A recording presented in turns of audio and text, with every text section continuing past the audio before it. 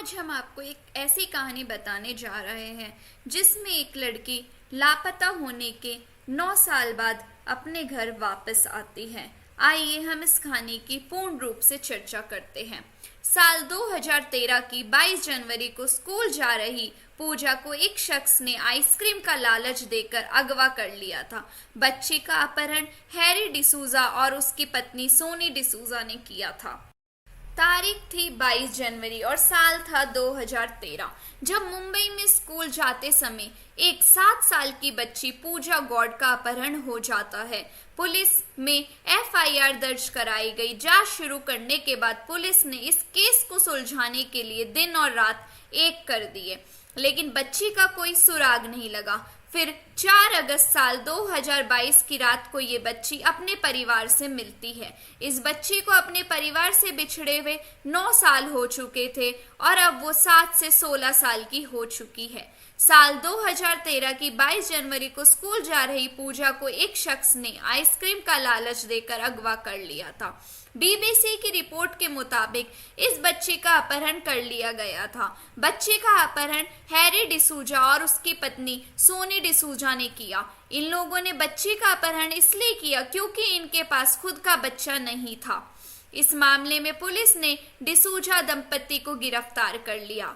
जिस दिन पूजा गौड़ का अपहरण हुआ उस दिन वो अपने भाई के साथ स्कूल जा रही थी। फिर इन दोनों के बीच किसी बात को लेकर झगड़ा हो गया तो पूजा का भाई उसे छोड़कर स्कूल चला गया और वो पीछे ही रह गई। उसी समय हैरी और सोनी डिसूजा ने पूजा को आइसक्रीम खिलाने का लालच दिया और अपने साथ ले गए। इसके बाद उसे धमकाया कि अगर वो रोई तो उसे नुकसान पहुंचाया जाएगा। इसके बाद ये लोग उसे पहले गोवा लेकर गए, फिर कर्नाटक के अलावा देश के उत्तरी और दक्षिणी इलाकों में भी लेके गए। पूजा गौड़ के मुताबिक उसके अपहरण के बाद कुछ दिनों के लिए हैरी और सोनी ने उसका एडमिशन एक स्कूल में करा दिया। इसके बाद जब इन लोगों के बच्चा हो गया तो ये लोग पूजा को लेकर वापस मुंबई आ गए। मुंबई वापस आने के बाद ये लोग पूजा पर अत्याचार करने लगे और उसे मारने पीटने लगे। पूजा ने बताया कि उसे बेल्टों, लातों, घूसों से मारा जाता था और एक बार तो बेलन से इतना मारा कि पीठ से खून बहने लगा। उससे घर के काम भी कराए जाते थे।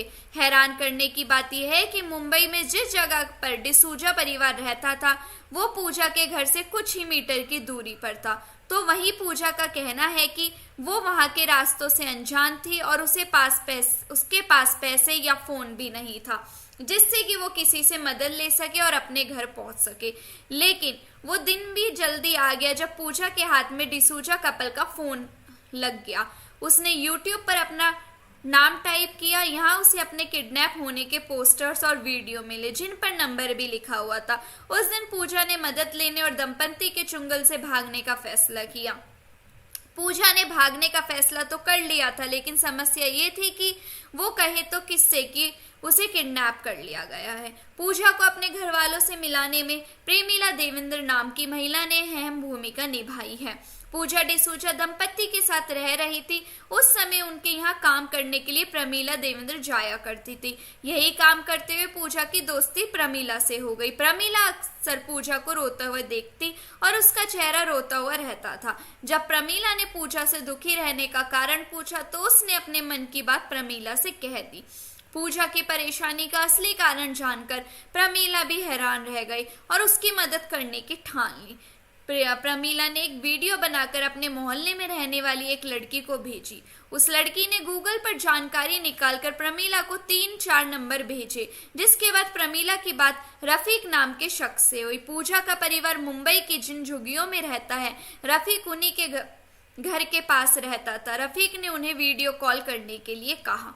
वीडियो कॉल पर पूजा गौड़ की मां ने कहा कि पूजा के एक बर्थ मार्क है जिसे देखने के बाद ही उन्हें विश्वास होगा कि वो पूजा है। दरअसल इससे पहले भी उनके पास कई कॉल आ चुके थे। तलाश करके वो थक चुके थे, लेकिन पूजा के परिवार को क्या पता था कि इस बार उनकी बात सही जगह पर हो रही है। पूजा की माँ को अपनी बेटी का बर्थ मार्क मिल गया और वो रो पड़ी। उनका कहना था कि इतने सालों बाद अपनी बेटी को देखना एक सपने जैसा था। मुझे मेरी बेटी वापस मिल गई। इस तरह 9 साल बाद पूजा का अपने घर वालों से मिलन हुआ। हाँ, एक बात और, पूजा अपने परिवार से मिलने के बाद पुलिस स्टेशन गई, जहां पर उसने एक शिकायत दर्ज कराई। पूजा ने पुलिस को पूरी आपबीती सुनाई, यहाँ तक कि ये भी बता दिया कि उसका अपहरण करने वाले कहाँ पर रहते हैं। ऐसे ही लीगल अपडेट्स के लिए बने रहे मेरे चैनल लॉ माइंड्स के साथ। Please like my video, share my video and comment on my video and please subscribe my channel. Thank you so much.